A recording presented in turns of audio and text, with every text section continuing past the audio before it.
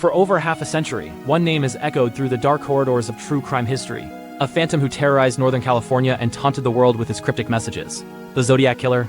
He claimed dozens of victims, yet officially, only 5 are confirmed. But it wasn't just the brutal, random nature of his attacks that seared him into our collective memory. It was his letters, his phone calls, and most famously, his ciphers. These complex, coded messages promised to reveal his identity, his motives, his very soul. But for decades, they remained a maddening puzzle, a testament to his intelligence and his ego. Today, we're diving deep into the story of the Zodiac Killer. Not just the crimes, but the ciphers that have haunted cryptographers, detectives, and amateur sleuths for generations. What secrets do they hold? And how close are we to finally unmasking the man behind the hood? The terror began in late 1968. David Faraday and Betty Lou Jensen, 2 teenagers on their first date, were shot and killed on a secluded lover's lane. At first, it seemed like a tragic but isolated incident. But then, 7 months later, another couple, Darlene Farron and Michael Mageau, were attacked in a similar fashion. Darlene died, but Michael miraculously survived, giving police the first description of their assailant. Just an hour after this attack, the killer himself made a chilling phone call to the Vallejo Police Department, claiming responsibility for both attacks. This was the first time the world heard from the man who would soon call himself the Zodiac. He wasn't content with just killing. He craved the spotlight. On August 1st, 1969, his game of cat and mouse escalated dramatically. 3 newspapers, the San Francisco Chronicle, the San Francisco Examiner, and the Vallejo Times-Herald each received a letter. The handwriting was messy, childish even, but the content was bone-chilling. The author took credit for the shootings and included details only the killer could know. But the most alarming part was the cipher. A block of 408 symbols, a seemingly random jumble of letters and strange markings. The letter came with a threat: publish the cipher on the front page, or he would go on a killing rampage that weekend. The papers complied. The race to crack the code was on. The entire nation was captivated. Who was this killer who communicated in riddles? The FBI's top cryptanalysts were stumped. But the solution came from an unlikely source: Donald and Betty Hardin, a high school teacher, and his wife from Salinas, California. They weren't professional codebreakers. They were just a curious couple with a passion for puzzles. Working at their kitchen table, they made a critical assumption. They figured the killer was arrogant and would likely start his message with the word I. From there, they used frequency analysis, a classic code-breaking technique. They knew that in English, the letter E is the most common, followed by T, A, O, and so on. By matching the most frequent symbols in the cipher to the most frequent letters in English, they slowly began to unravel the message. After just 20 hours of intense work, they had it. The decoded message wasn't the confession everyone hoped for. It didn't contain his name. Instead, it was a rambling, misspelled diatribe that revealed the killer's twisted worldview.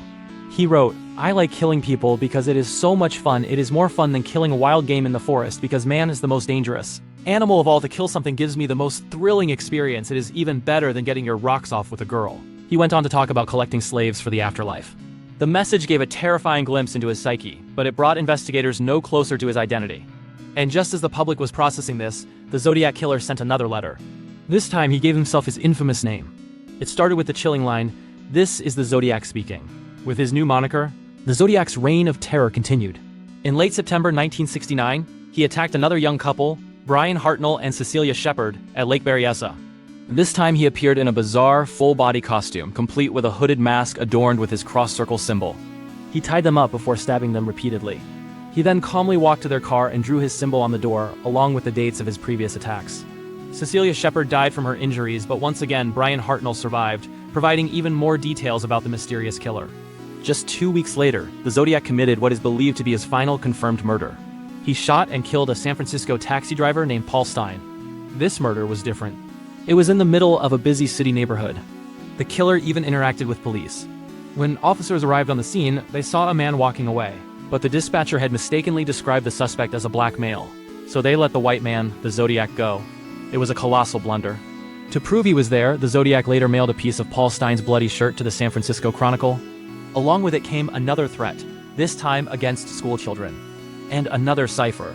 This one was shorter, 340 characters, and it would become his most notorious puzzle. He claimed his name was hidden within it. For over 51 years, the Z340 cipher would resist every attempt to crack it. Top minds at the FBI, CIA, and NSA all tried and failed. It became the holy grail for codebreakers around the world. The Zodiac continued to send letters for several years, taunting police and the media. He sent a Halloween card, a bomb diagram, and more cryptic notes, racking up a total of over 20 communications. But the Z340 cipher remained the ultimate challenge. What made it so difficult? Unlike the first cipher, it wasn't a simple substitution code. The killer had used a more complex system, likely involving transposition, moving letters around according to a specific pattern or key. It was a diabolical puzzle designed to frustrate and mock those trying to catch him. Decades passed. The case went cold. Suspects were investigated and cleared. The Zodiac became a legend, a ghost story, but the cipher lived on, a constant reminder of the killer who was never caught. Amateur sleuths and online communities dedicated countless hours to it. Then, in December 2020, came a breakthrough. A team of 3 private citizens from 3 different countries, David Orenchak, a web designer from the US, Sam Blake, a mathematician from Australia, and Jarl van Eyck, a warehouse operator from Belgium, announced they had cracked the Z340. They had spent years working on it, running complex software and testing countless theories. Their solution involved reading the symbols in a diagonal, zigzag pattern like a knight's move in chess. The FBI quickly confirmed their solution was correct. The world held its breath. After 51 years, would we finally learn his name? The decoded message began, "I hope you are having lots of fun in trying to catch me." He went on to mock the police and a TV call-in show he had once phoned. He claimed it was him on the show and that he was not afraid of the gas chamber because it would send him to paradise all the sooner. And that was it. Once again, no name, no confession. Just more taunts from beyond the grave, filled with the same misspellings and ego as his first message. It was a monumental achievement in cryptography, but a frustrating dead end for the case. Even with 2 major ciphers solved, the identity of the Zodiac killer remains one of the greatest unsolved mysteries of our time. He left behind a final, short cipher, the Z13, which simply says, "My name is followed by 13 symbols." It remains unsolved to this day. Another cipher, the Z32, also remains a mystery. Will they ever be solved? And if they are, will they finally give us the name the world has been waiting for? The Zodiac case is a story about more than just murder. It's about the power of fear, the allure of mystery, and the relentless human desire to solve a puzzle, no matter how long it takes.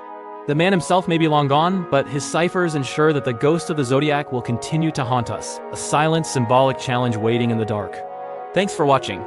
This case is a deep and complex one, and there are many theories and details we couldn't cover. What are your thoughts on the Zodiac killer? Let me know in the comments below. And if you found this journey into the mind of a killer fascinating, don't forget to like this video and subscribe for more deep dives into history's greatest mysteries.